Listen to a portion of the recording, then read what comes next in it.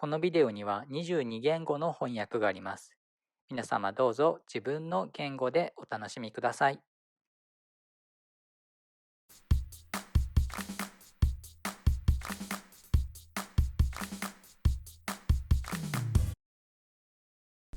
Welcome to Beauty and Hair Academy Channel。 皆さんこんにちは。今日のスタイルはこちら。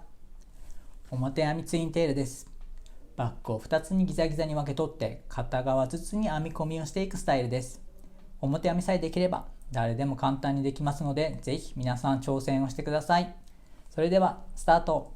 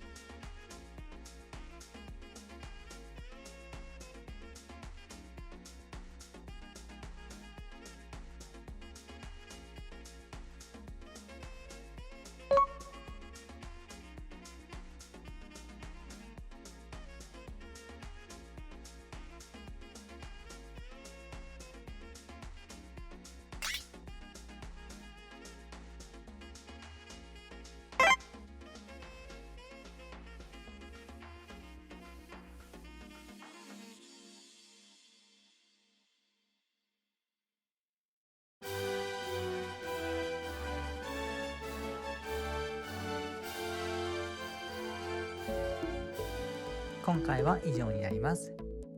チャンネル登録、いいね、ぜひよろしくお願いいたします。次回もまたぜひよろしくお願いいたします。ご視聴ありがとうございました。